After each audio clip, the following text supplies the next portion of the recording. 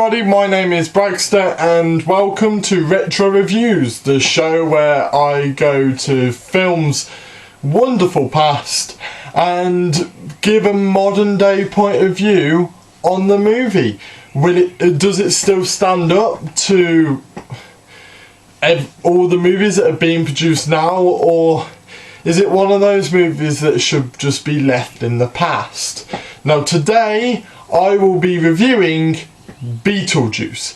Now Beetlejuice came out in the late 80s, I think 1988, and it's got a musical of the same name, but this is very different to usual musical movies, because I wouldn't even class it as a musical movie. I would class it as a movie that has a musical based around it, because it's very much its own standalone thing, very easily. There's not much musically elements. It's mostly told as a movie. It's not told as a musical where there's loads and loads of songs. Now personally, I'm not the biggest fan of musicals. I'm a bit critical of them, but as I said, this one isn't very much like that. So because of that, I think I liked it that bit more than I usually would. It is a fun movie. Michael Keaton as Beetlejuice is hilarious. He plays the role so well. And yeah, basically this movie is about this family who die, then like a ghost in their previous home, and these new people come in, and because it's no longer these people's houses, but they want to keep their house, so they try and get the other family out of the house. So it's kind of a battle between the two families, but the one family doesn't know they're there, and only the daughter can see them, and then but it doesn't start working, so they call upon Beetlejuice, who just causes trouble left, right and centre. You get warned about him towards the start. There's a lot of warnings and building up to when Beetlejuice arrives, and then when he arrives, he doesn't disappoint. As I said, Michael Keaton does a great job as Beetlejuice in just making you feel like, oh no, ooh, because he is meant to be like that. He's meant to be ooh, he's meant to be creepy, but not in like a horror movie creepy sense, as in like a genuine creep. That's the way he's meant to come across, and he definitely came across that way. No doubt about it, he came across that way. So yeah, it's one of those things. It's just, the story is phenomenally great. It really is phenomenal. I love the story. I think it does quite well at telling it while still remaining unpredictable. Like, you don't really know where it's going to go. And even though I'd seen it, it's been years since I've seen it. But I watched it, and I couldn't remember what happened, but in a good way. Like, it's so unpredictable, you kind of remember certain parts even on the second viewing, but you don't.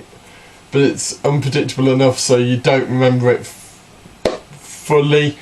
But yeah, I enjoyed this movie. I did. But unlike my other retro reviews, this one has a bit more negative on it. Because I know it came out in the late 80s, I know that. But the CGI is crap. And I'm meant to give a modern day point of view on an old movie. Now, a lot of people will go, it's an old movie, of course the CGI is going to be rubbish.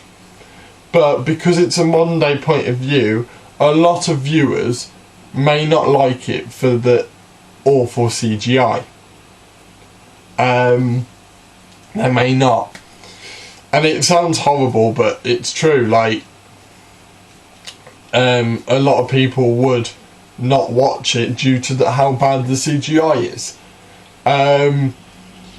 Especially with when you look at some movies that were out around a similar time, it just didn't really.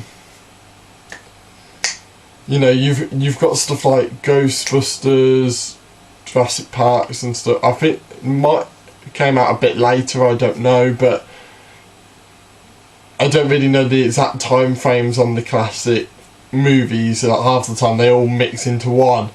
But you got movies like that coming out with some awesome CGI for the days, and I say that because their CGI, like, you don't realise that how old the movie is due to the CGI of it, of those major movies, if you watch them nowadays.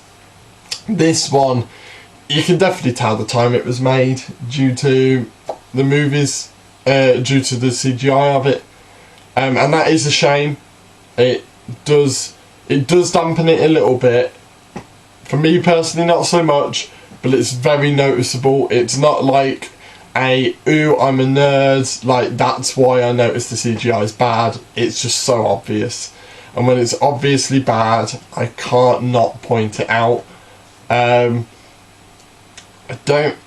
not sure, but the worst part is there's some elements where there is some good CGI. Like there's a moment where this hand comes through a bowl, and that moment the CGI is great. So I don't quite get. It bothers me. You know, why would you have good CGI there but not in other places? I don't know if it was purposeful for the time, then great, but in the modern day it just doesn't work for me. If it was purposeful, it doesn't work, and if it's not purposeful, then it just doesn't live up to the standards of today. But yeah, the story's great, the acting is great, a lot of it is just phenomenal. A lot of people you may recognise as well. If you just go on Google and go on cast, certain people you recognise. The little girl, I say little girl, she's like a teenager in it, but the goth girl in it, the daughter, she is the mother to the people in Stranger Things.